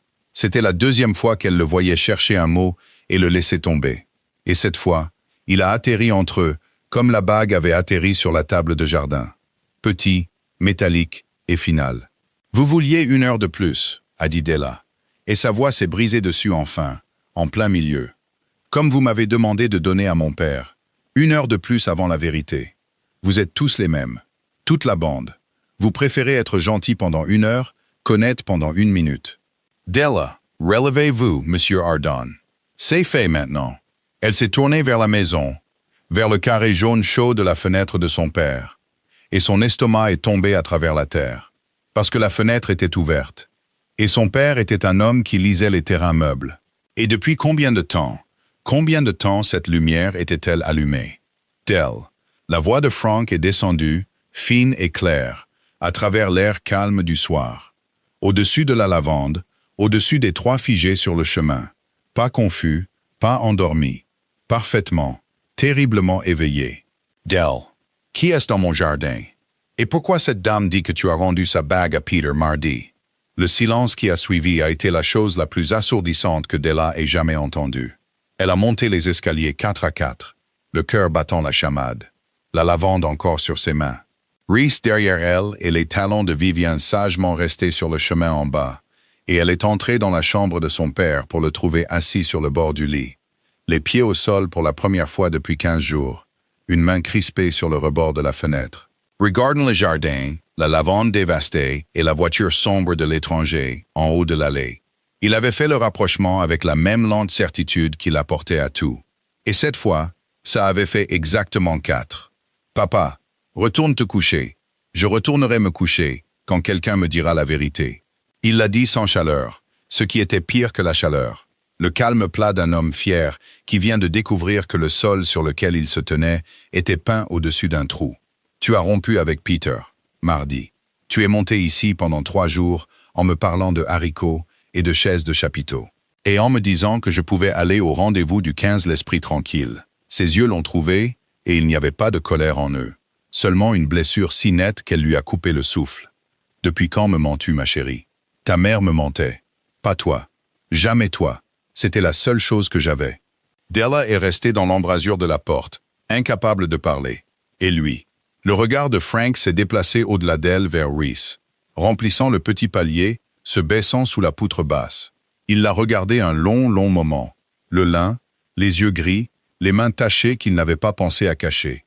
Quelque chose a traversé le visage du vieil homme. Une eau profonde qui se retourne. Une reconnaissance qui ne pouvait pas tout à fait faire surface. « Je vous connais », a dit Frank lentement. « N'est-ce pas? Pas l'argent. L'argent ne signifie rien pour moi, mon garçon. J'ai enterré des hommes meilleurs que les riches. » Il s'est repris sur le mot, l'a écarté d'un geste, a continué. « Mais je connais votre visage de quelque part, il y a longtemps. D'où est-ce que je connais votre visage? » Et Reese Ardon, qui avait demandé à Della, 1 heure et 1 vie plus tôt, de garder son secret jusqu'au 15. Qui avait construit tout son plan prudent sur le fait que Frank Marsh ne sache jamais que le garçon de la pépinière était revenu en tenant le stylo. Reese Ardon se tenait sur le palier de la petite maison. la lavande sur ses mains et la vérité montant dans la pièce comme de l'eau. Et il a regardé l'homme à qui sa mère devait tout, l'homme qu'il était venu sauver, sans jamais se laisser voir. Et Della a regardé le choix, traverser son visage. « Ne le fais pas, lui a-t-elle dit. Bah, vite. Pas maintenant. Pas ce soir. Il n'est pas assez fort pour ce soir. Il est plus fort que nous deux réunis, a dit Reese. Et je suis fatigué d'être une gentillesse que personne ne peut expliquer. Il a regardé Frank. Il a ouvert la bouche. Et en bas, la porte d'entrée, que Della n'avait pas verrouillée, parce que quand le faisait-elle jamais? C'est ouverte sans qu'on frappe. Et la voix de Peter est montée dans la cage d'escalier, épaisse, instable, et portant le courage téméraire particulier d'un homme qui a passé une journée à se faire dissuader, et qui a finalement cessé d'écouter. Frank. Peter a appelé en montant, son pas lourd sur les escaliers que Della avait montés 4 à 4. Frank, c'est Peter. Tu dois entendre ça de moi. Pas d'elle, pas de lui. Tu dois savoir qui est vraiment cet homme dans ton jardin. Est-ce qu'il est vraiment venu prendre? Et Della Marsh se tenait entre son père sur le lit, l'homme sur le palier et les pas qui montaient les escaliers. 3 portes de sa vie s'ouvrant tout en même temps dans l'obscurité de juillet, avec chaque secret qu'elle avait accepté de porter remontant à la surface dans la même minute inarrêtable. Et elle a compris qu'il n'y avait plus une heure de plus à donner à personne, ni à son père, ni à Reese, ni à elle-même. Et que quoi qu'elle ait pensé protéger en restant silencieuse, le silence était terminé maintenant. Et la vérité était déjà dans les escaliers. Peter a monté les 3 dernières marches et s'est arrêté dans l'embrasure de la porte. Et le crépuscule de juillet derrière lui l'a transformé en une silhouette plus qu'en un homme. Chemise sortie, cheveux en désordre, la valeur d'une journée à se convaincre de faire ça brûlant sur lui comme la chaleur sur le bitume. Il avait toujours la bague, Della l'a vu en premier. Le petit cercle d'or tournant entre ses doigts comme une pierre de souci. Et quelque chose dans sa poitrine s'est doucement refermé. Peter. Elle a gardé sa voix égale pour le bien de son père. Pas ici. Pas ce soir. Quand alors? Il ne criait pas. C'était le pire. Il avait dépassé les cris pour atteindre quelque chose de plat et de certain. Tu as eu toutes les nuits de cette semaine pour dire la vérité à ton père. Et tu les as passées à lui mentir à la place. Alors non. Ici, ce soir. Ses yeux sont passés au-delà d'elle vers le lit, vers le vieil homme assis, les 2 pieds au sol. Frank, je suis désolé. Je le suis vraiment. Mais tu devrais l'entendre de quelqu'un qui ne va pas l'enrober. On me l'a enrobé toute la semaine, a dit Frank doucement. Essaye sans enrobage. La pièce sentait le camphre, la lavande coupée et le souffle vert du jardin montant par la fenêtre ouverte. Et dans cet air ordinaire du soir, Peter a lâché la chose qu'il avait montée. Cet homme dans votre jardin est Reese Arden. Il a dit le nom comme s'il devait briser du verre. C'est lui qui achète les terres de Hartwell. L'eau, Frank, votre eau. C'est la raison pour laquelle la pépinière est finie. Et il a fait atterrir un hélicoptère dans les fleurs de Della, à l'heure exacte où elle m'a rendu ça. La bague brandie, captant la dernière lumière. Et il vient ici depuis. Et personne ne vous dira pourquoi. Je sais qui il est. La voix de Frank ne s'est pas élevée. Della m'a dit son nom il y a 1 heure, quand j'ai demandé. Ce qui est plus que ce que tu as réussi à faire dans tout ton discours, mon garçon. Ce que je ne sais pas, c'est pourquoi un homme qui vaut ce qu'il vaut est à genoux dans ma lavande. Peter a hésité. Il était venu armé pour une révélation et avait trouvé le terrain déjà retourné. Parce qu'il la veut, a dit Peter plus bas. C'est ça le pourquoi. Les hommes comme ça voient une chose et ils l'achètent et ça suffit. Della n'a pas élevé la voix non plus. Elle avait appris cette longue et étrange semaine que les choses calmes frappaient le plus fort. Tu n'as pas le droit de te tenir dans la chambre de mon père et de lui dire ce que je suis. Peter, tu ne m'as jamais demandé une seule fois ce que je voulais en 2 ans. Tu as demandé à ta mère pour le chapiteau. Tu as demandé à papa pour les chaises. Tu ne m'as jamais demandé à moi. Son pouce a trouvé la couture de son jean et a pressé, blanc. J'ai rendu la bague, parce que je ne pouvais pas passer ma vie à être décidé pour moi. Et tu es venu ici ce soir pour décider pour moi une fois de plus. Devant mon père, alors qu'il n'est pas bien. Elle a tendu la main, paume à plat. Donne-la-moi. C'était celle de ma grand-mère avant même que tu puisses l'offrir. Je ne la laisserai pas jeter dans une rivière. Pendant un long moment, la bague est restée dans la paume de Peter. Puis ses épaules sont descendues d'1 pouce. Et la certitude plate l'a quitté d'un coup. Comme l'air sort d'une chose. Et il a posé le petit cercle d'or dans sa main sans un autre mot. Ses doigts tremblaient. Elle a presque eu pitié de lui. Elle l'avait un peu aimé une fois. Comme on aime un manteau chaud dans une maison froide. Pour la chaleur, jamais pour le manteau. Je voulais juste avoir raison sur quelque chose, a-t-il dit. Et sa voix s'est brisée en plein milieu. Et c'était la chose la plus vraie qu'il ait dite de tout l'été. Tu avais raison, lui a dit doucement Della. Tu avais raison de dire qu'il y a plus que l'eau. Maintenant, rentre chez toi, Peter. S'il te plaît. Avant de dire une chose ce soir que tu devras porter tous les lendemains. Il a regardé Reese. Un long regard vaincu, d'homme à homme, prenant la mesure de ce qu'il avait perdu contre ce qui se tenait là. Et puis il s'est retourné et est redescendu par les escaliers qu'il avait montés. Et la porte d'entrée s'est refermée, plus doucement cette fois. Et sa voiture a démarré à la deuxième tentative, comme toujours. Et puis l'allée était calme. Et ils étaient 4 dans la petite chambre à l'étage, avec la vérité encore à moitié sortie de sa boîte. Frank a regardé la bague dans la main de sa fille. Puis il a regardé l'homme sous la poutre. « Asseyez-vous, mon garçon, » a-t-il dit. « Vous êtes trop grand pour mon plafond, et je suis trop fatigué pour mon cou. Asseyez-vous. » Reese s'est assis lentement sur le bord de la chaise près de la fenêtre. La chaise où Della s'asseyait pour faire les mains de son père chaque soir. Et le vieil homme l'a étudié à la lumière de la lampe jaune, avec l'attention patiente et trieuse d'un jardinier qui a ramassé quelque chose de la terre et l'a retourné pour voir ce que c'est vraiment. « Je connais votre visage », a répété Frank. « Ça me travaille depuis que je l'ai vu de la fenêtre. Pas l'argent. Je vous ai dit que l'argent n'est rien pour moi. J'ai creusé des tombes pour des imbéciles plus riches et je n'y ai pas plus pensé. » Il s'est penché un peu en avant. Mais le visage, c'est un vieux visage sur un jeune homme. Où l'ai-je vu? Della a ouvert la bouche pour l'épargner, pour les épargner tous les deux. Et Reese a levé une main tachée. Pas vers elle, juste un petit mouvement apaisant. Et elle a compris qu'il en avait fini avec les ménagements. « Vous avez donné un travail à ma mère, » a dit Reese. « Il y a 22 ans, dans votre pépinière près de la route de Hartwell. Elle s'appelait Marion alors. Marion Cole. Elle sortait d'une mauvaise année avec un garçon à élever et rien dans les mains. Et toutes les portes du comté lui étaient fermées.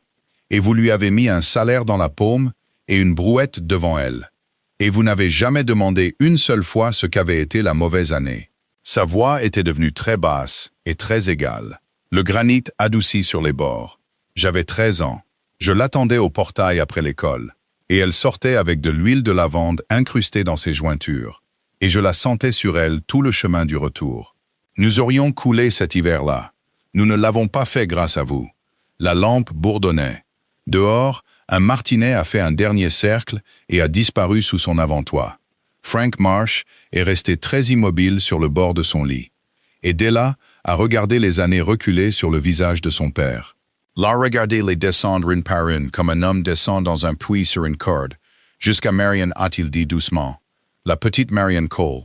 Grand Dieu, elle pouvait empoter 100 plants à l'heure sans jamais abîmer une racine. La meilleure paire de mains que j'ai jamais embauchée. Et je le lui ai dit, et elle a pleuré. Parce que personne ne lui avait dit qu'elle était douée pour quelque chose depuis des années. Ses yeux gris ardoise humides se sont levés, et ils brillaient maintenant. Vous n'êtes jamais son garçon. Le silencieux qui lisait des livres dans la cabane de rempotage, et qui n'osait pas dire un mot. Reese. Il a essayé le nom dans sa bouche. Elle vous appelait Reese.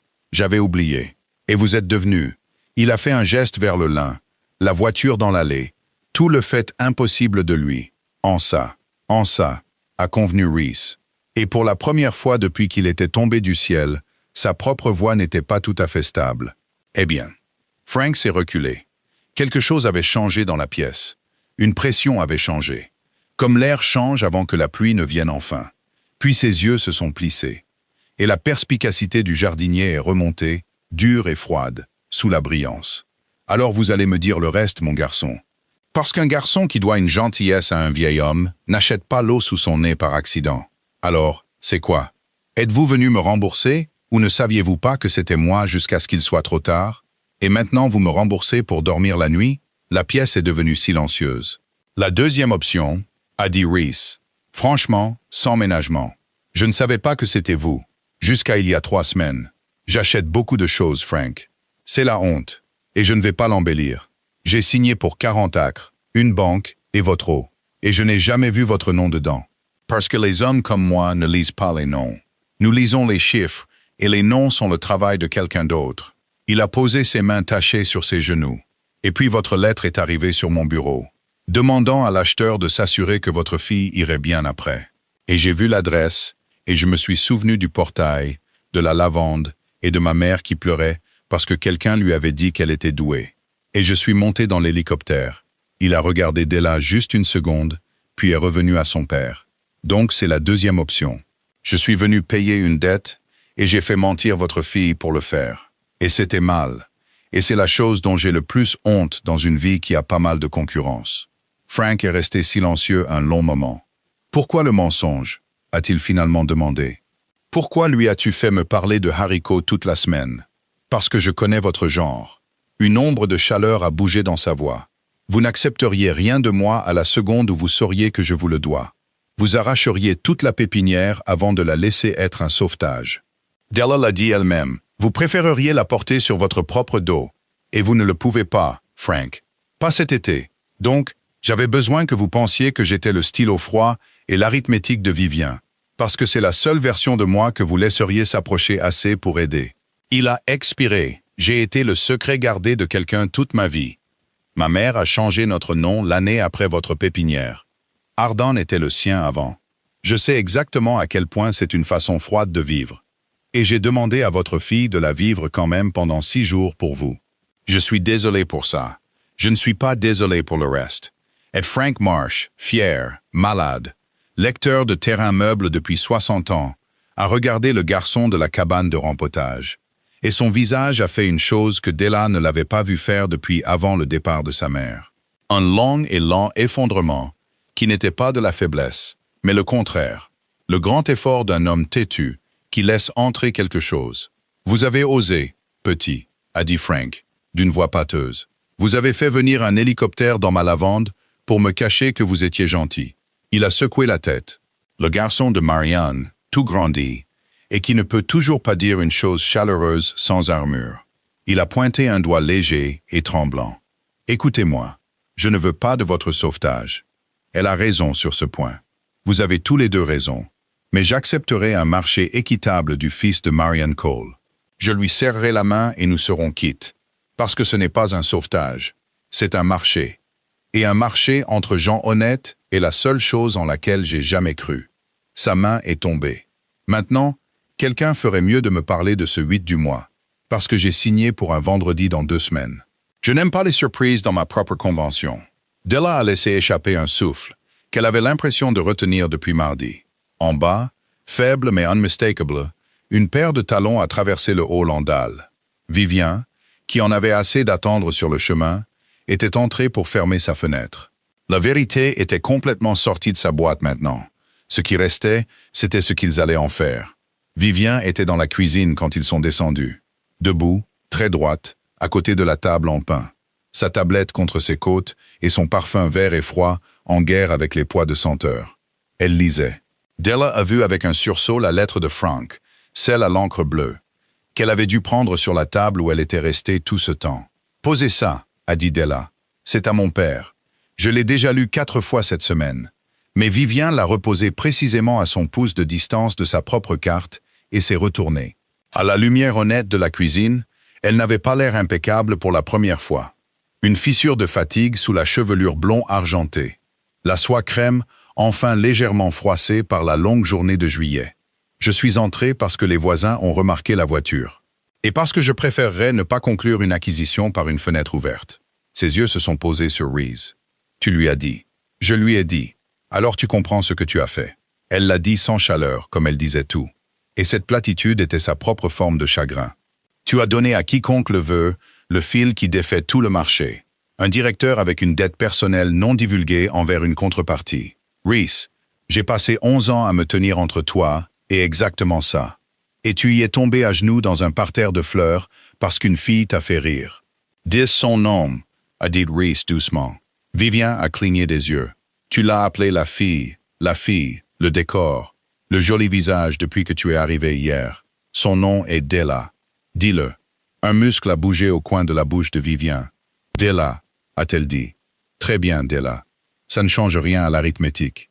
Et Della, qui avait écouté 2 hommes et une étrangère décider pour elle pendant toute une semaine, s'est avancée dans la cuisine rose et verte, et a posé sa propre main à plat sur la table entre la lettre et la carte. « Ça change une chose, a-t-elle dit. Ça change si je crois que vous vous souciez vraiment de ce qui lui arrive. » Elle a hoché la tête vers la lettre. Vous l'avez lue 4 fois. La lettre d'un homme mourant. Elle s'est arrêtée, s'est corrigée, a donné à son père la dignité du mot juste. La lettre d'un vieil homme malade à un étranger, lui demandant de s'occuper de sa fille. 4 fois, vous avez dit. Pourquoi? Un stylo froid lit une chose une fois et la classe. Elle a soutenu le regard de Vivien. Vous n'arrêtez pas de nous dire que vous êtes la seule gentillesse dans la pièce. Alors, prouvez que c'est de la gentillesse, et pas seulement de l'ordre. Que dit vraiment l'arithmétique, Vivien? Pas la version qui ferme votre fenêtre rapidement. La vraie. N'y a-t-il vraiment aucun moyen de protéger 400 emplois et une pépinière? Ou y a-t-il un moyen difficile, un moyen lent, un moyen coûteux, que vous n'avez pas mis sur la table parce que ça coûtait quelque chose à quelqu'un? Pendant un long moment, les 2 femmes se sont regardées à travers le pain brossé. Et quelque chose est passé entre elles qui n'avait pas de mots. Une femme qui avait passé sa vie à être sous-estimée. Une autre qui avait passé la sienne à être la personne que personne n'osait sous-estimer. Chacune reconnaissant enfin la forme de l'armure de l'autre. Vivien n'a pas répondu.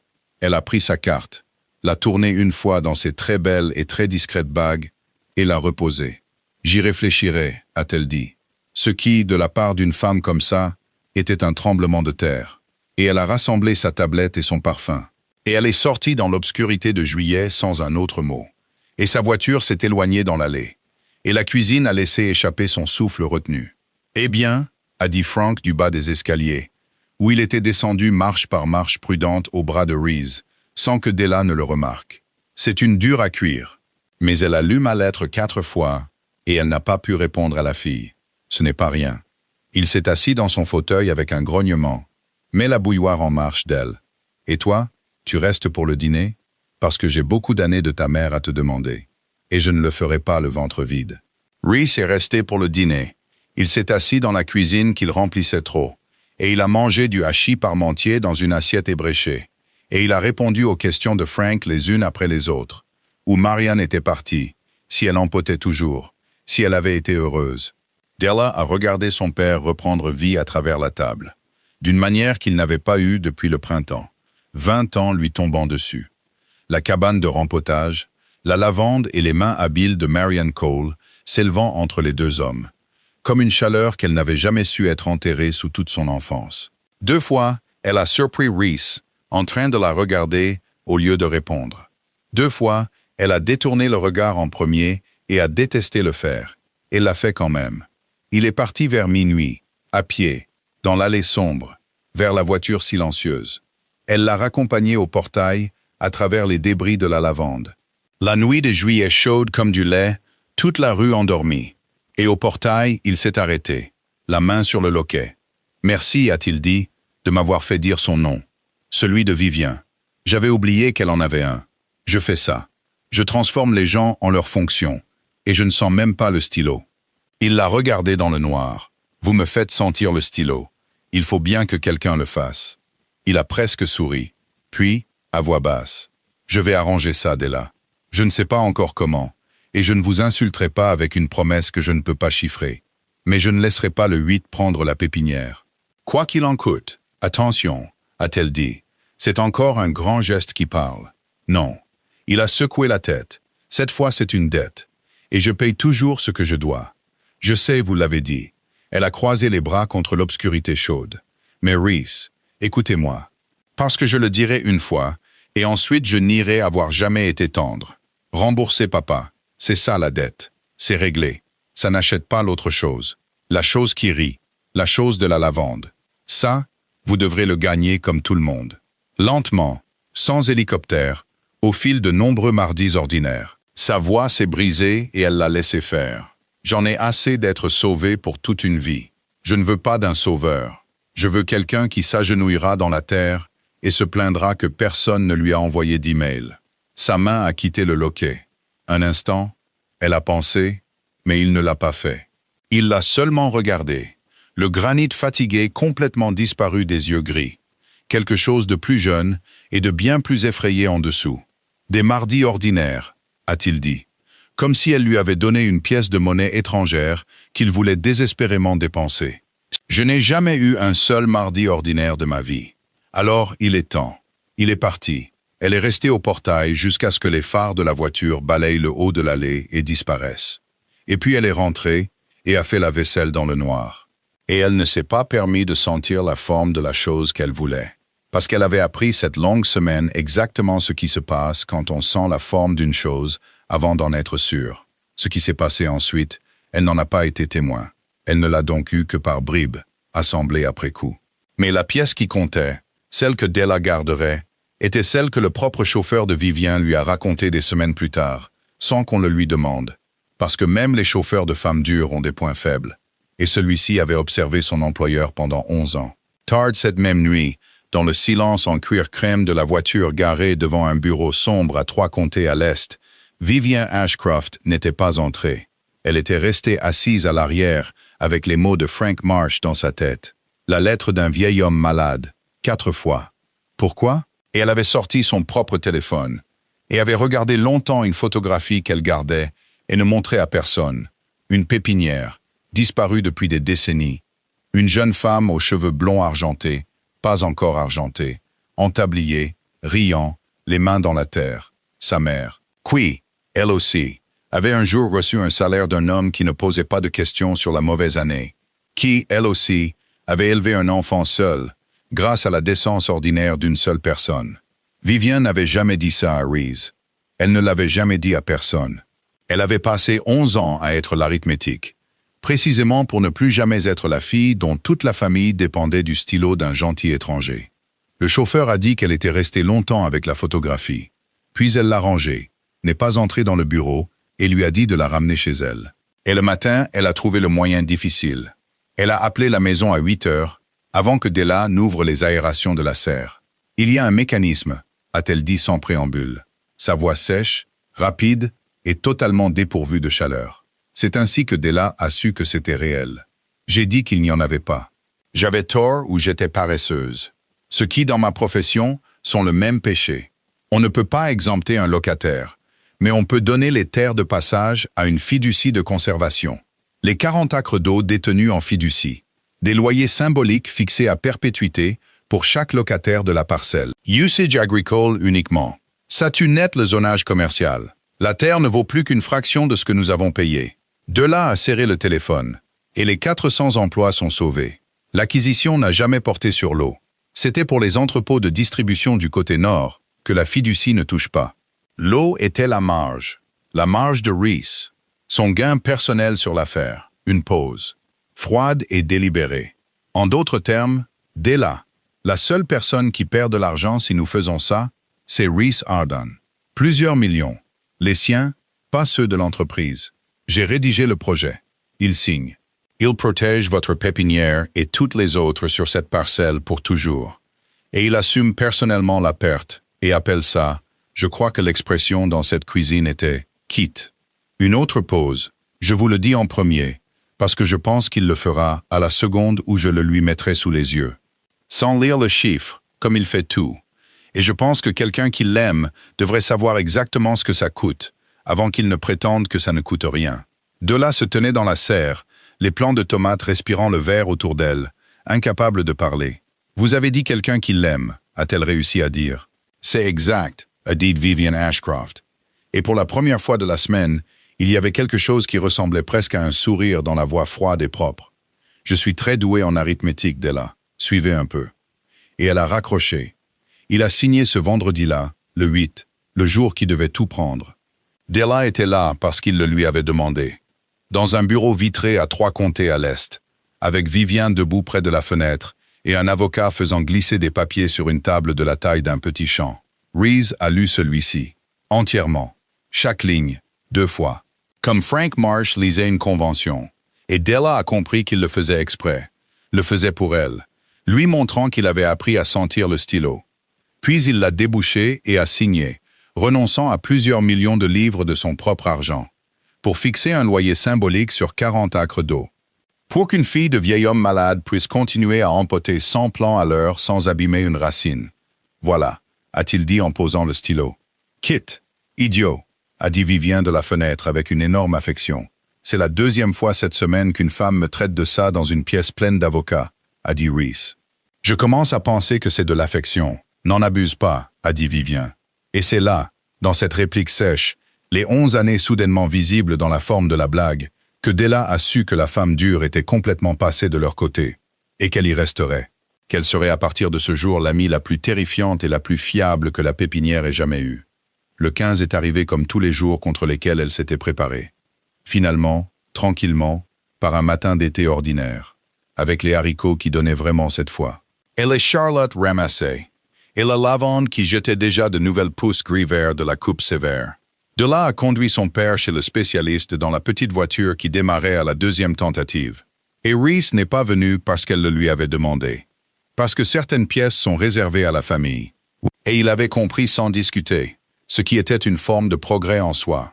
Ils ont attendu dans un couloir qui sentait le produit à polir et le café léger. Frank dans sa bonne veste qui flottait sur lui maintenant, sa main légère dans la sienne. Quoi que ce soit, a-t-il dit, j'ai eu une belle vie.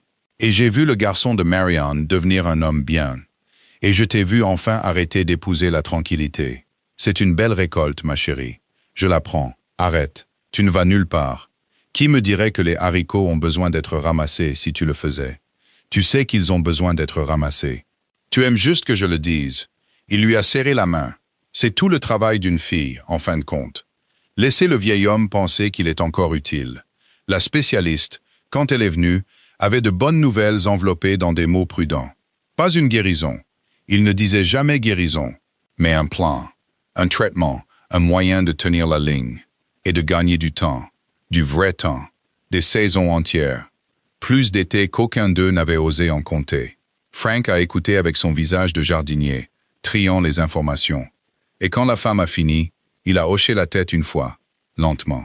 « Alors, je verrai la lavande revenir », a-t-il dit. Le parterre que l'hélicoptère a aplati. Je la verrai refleurir. Plusieurs fois, a dit la spécialiste. Si vous faites ce que je vous dis, il ne fait jamais ce qu'on lui dit, a dit Della. Et sa voix s'est brisée dessus enfin, en plein milieu. Toute la semaine retenue sortant d'elle d'un coup. Mais il le fera, n'est-ce pas, papa? Tu le feras pour les haricots, a dit Frank Marsh. Je le ferai pour les haricots. Et il lui a fait un clin d'œil, les vieux yeux gris ardoise humides brillants. Et elle a posé son visage contre son épaule mince, dans le couloir poli. S'est enfin laissé pleurer, pas de chagrin, pour une fois, mais du poids énorme et inconnu d'une chose déposée qu'elle avait portée trop longtemps, et qu'elle n'avait pas, il s'est avéré, eu à porter seule. Reese était à la maison quand ils sont revenus, pas en hélicoptère. Il était venu en train, de toutes choses, et avait marché depuis la gare. Et Della l'a trouvé dans le jardin, à genoux dans le parterre de lavande, les manches retroussées, et de la terre jusqu'aux poignets, plantant le parterre de fleurs à couper qu'il avait aplati en juillet. Des cosmos, des œillets de poète, et les grands delphiniums bleus que Frank aimait. Toute une brouette, plantée maladroitement et avec amour. Et avec un espacement complètement faux. Vous avez mis les delphiniums trop près, a-t-elle dit depuis le portail. Je ne connais rien aux delphiniums, a-t-il dit sans se retourner. Je connais les marges, les entrepôts de distribution et comment perdre plusieurs millions de livres avec grâce devant des avocats. Les delphiniums sont nouveaux. Il s'est assis sur ses talons et l'a finalement regardé et a lu son visage. Les larmes séchées, la bonne nouvelle dedans, les saisons gagnées. Et quelque chose sur son propre visage s'est détendu. Une dernière pierre. Il va bien. Il a des années. Sa voix a vacillé. Des vrais. Des étés entiers. Bien. Reese a regardé les delphiniums tordus. Alors je ferais mieux d'apprendre à les planter correctement. J'ai beaucoup de mardis ordinaires à passer. Et je préférerais ne pas les passer à me faire crier dessus à propos de l'espacement. Della a descendu le chemin de briques qu'elle avait posé de ses propres mains, a dépassé le hêtre pourpre et s'est agenouillée dans la terre à côté de lui, dans ses beaux vêtements de l'hôpital. Et aucun d'eux n'a dit la chose énorme qui se trouvait entre le delphinium et l'œillet de poète. Elle a tendu la main à la place et a déplacé ses plants tordus un par un à leur bonne distance. Et il a regardé ses mains comme son père avait autrefois regardé celles de Marianne Cole. L'odeur propre et meurtrie de la terre retournée est montée autour d'eux, et quelque part dans la lavande fraîchement coupée, Les abeilles restantes sont retournées au travail. Occupe-toi de tes propres haricots, lui a-t-elle dit quand il a essayé d'aider, et s'est encore trompé. Henry Sardon, qui employait 4 personnes pour savoir comment il prenait son thé, qui n'avait jamais été quitté, qui avait transformé le monde entier en sa fonction et n'avait jamais senti le stylo, a mis ses mains noires de terre sur ses genoux et a ri. Un vrai rire, surpris, ridicule dans la soirée de juillet. Le son d'un homme qui était entré dans le mauvais jardin et avait trouvé la seule chose qu'il avait toujours cherchée. Là, a dit doucement Della. Ça, c'est la chose à laquelle je ne peux pas mettre de prix. Il l'a regardé. Les yeux gris avaient de la pluie derrière eux. Mais la bonne sorte maintenant. Celle qui fait pousser les choses. Alors ne le fais pas, a-t-il dit. Laisse que ce soit la seule chose qu'aucun de nous n'achète. Laisse que ce soit juste à nous.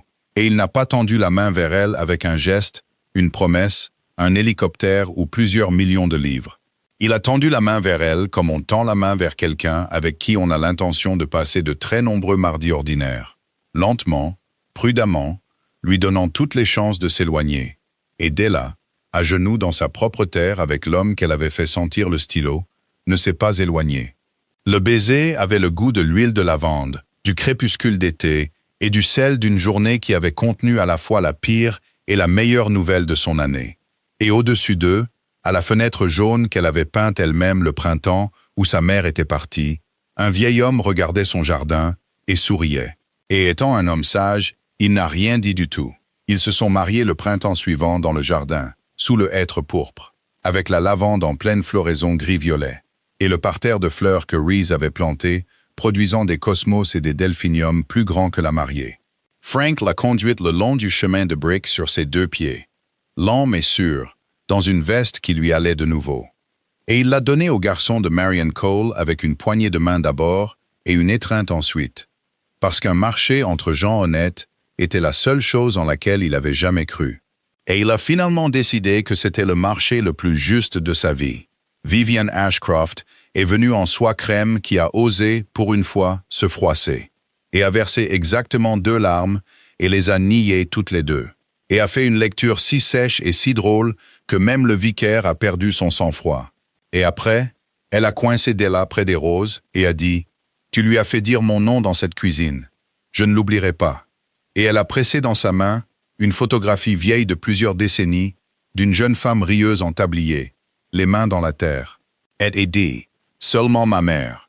Quelqu'un a un jour fait pour nous ce que ton père a fait pour Marianne. J'avais oublié que c'était permis. Merci de me l'avoir rappelé. » Et elle s'est éloignée, avant que Della ne puisse répondre, ses talons s'excusant auprès du chemin de briques jusqu'au chapiteau. Et B, qui avait 7 ans maintenant, et ne pensait plus que le cottage était dans un conte de fées, parce qu'elle avait compris qu'il était réel, ce qui était mieux, a couru dans sa robe de demoiselle d'honneur avec une poignée de pois de senteur et un nouveau dessin fait ce matin même, le soleil de travers, la petite maison, et en dessous, non pas 3 silhouettes maintenant, mais 4, se tenant la main. Della, Frank et le grand homme qui l'a laissé planter des graines trop près les unes des autres, et sur le côté, saluant, joyeuse. Une dame aux cheveux blonds argentés, qui s'était en quelque sorte dessinée dans la famille sans que personne ne décide vraiment de la laisser entrer. C'est Tati Vivien, a annoncé Bee. Elle fait peur, mais elle fait de bons cadeaux. Ça, dit Vivian Ashcroft, lisant par-dessus l'épaule de l'enfant, c'est l'évaluation de caractère la plus précise que j'ai reçue en 30 ans de carrière. Et elle a gardé le dessin, l'a encadré et l'a accroché dans le bureau vitré à 3 comtés à l'est, où travaillaient 400 personnes. Et elle disait à quiconque le demandait que c'était une étude sur la négociation. Si cette histoire vous a touché, si vous avez senti la lavande revenir après la coupe sévère, un vieil homme voir son jardin refleurir, et un homme sur ses gardes apprendre enfin à sentir le stylo, alors restez un moment avec nous. Abonnez-vous et installez-vous confortablement, et laissez la prochaine histoire vous trouver. De la même manière que l'hélicoptère a trouvé Della, par un ciel d'été clair, dans le plus petit et le plus têtu des jardins, atterrissant exactement là où il était toujours censé se poser. D'ici là, occupez-vous de vos propres haricots, entretenez votre propre terre, et ne croyez jamais que vous êtes trop sous-estimé pour une vie extraordinaire. On se retrouve dans la prochaine.